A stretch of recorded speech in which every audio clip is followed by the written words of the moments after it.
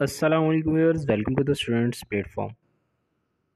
Viewers, आज हम पढ़ेंगे PSY 301 इंट्रोडक्शन टू साइकोलॉजी के लेसन 4 को। टॉपिक है introduction of different schools of thoughts. School of thought का मैंने आपको पहले भी बताया था, लोगों का एक ग्रुप जो होता है जिनका नज़रिया जो है मुख्तलिफ होता है, एक मुख्तलिफ सोच होती है, उस स्कूल ऑफ थॉट कहते हैं। आप याद रखने के लिए स्कूल ऑफ थॉट को जस्ट नज़रिया के तौर पर भी पढ़ सकते हैं, मतलब अब स्कूल ऑफ थॉट मतलब नज़रिया। पहला है functionalism.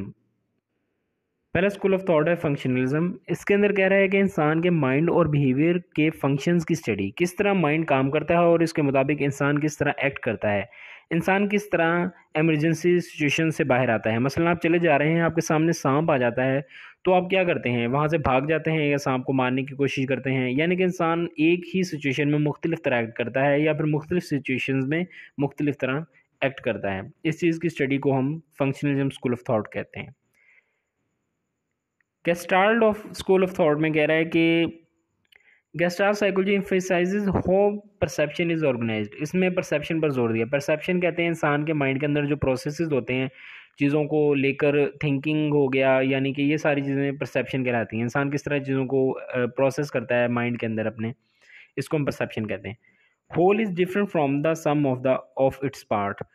Whole as a whole अगर किसी चीज़ को देखेंगे तो वो और उसका मीनिंग होगा, और डिफरेंट पार्ट्स के अंदर उसी चीज़ को हम पढ़ेंगे तो उसका मीनिंग और होगा। ये गेस्टाल्ट के मुताबिक, गेस्टाल्ट साइकोलॉजी के अंदर ये बात की जा रही है। Study of human mind as a whole, इसमें इंसान के माइंड को पार्ट्स में स्टडी करने की बजाय एज अ होल स्टडी करने पर फोकस किया गया है।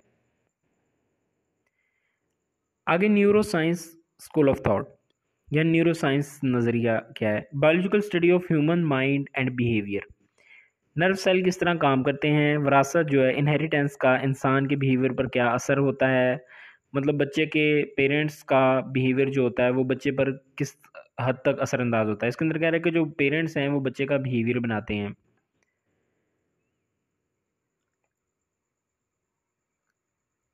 Psychoanalysis school of thought. Psychoanalysis जो है सिगमंड फ्रॉइड ने ये पेश किया था सबसे पहले।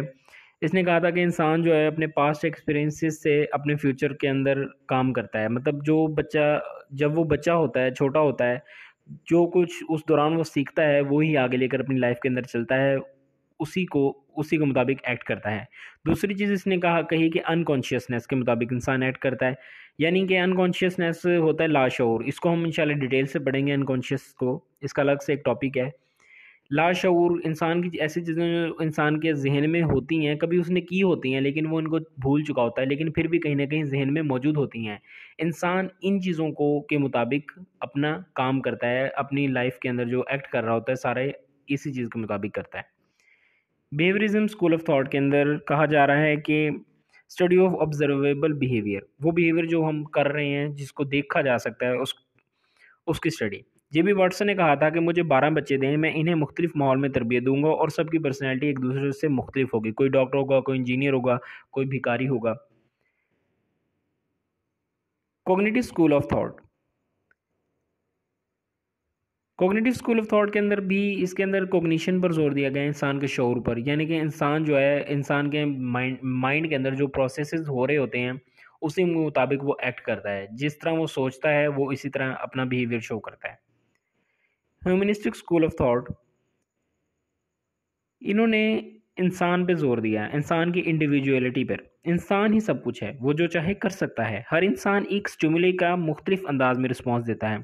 पीपल आर यूनिक, इंसान अपना माहौल खुद बनाता है। दो मुख्तलिफ इंसान एक ही तरह के माहौल में मुख्तलिफ तरह रिएक्ट करते हैं, यानी हर इंसान दूसरे से मुख्तलिफ है। पॉजिटिव स्कूल ऑफ थॉट, लोगों की पॉजिटिव सोच इनकी फंक्शनिंग पर अच्छा असर डालती है, फैमिली और कम्युनिटीज़ के ताल्लुकात में बेहतरी लेकर आती है। लेसन हो गया व्यूअर्स आपका कंप्लीट। जल्दी मिलते हैं नेक्स्ट लेसन में। टिल देन टेक केयर, अल्लाह हाफिज़।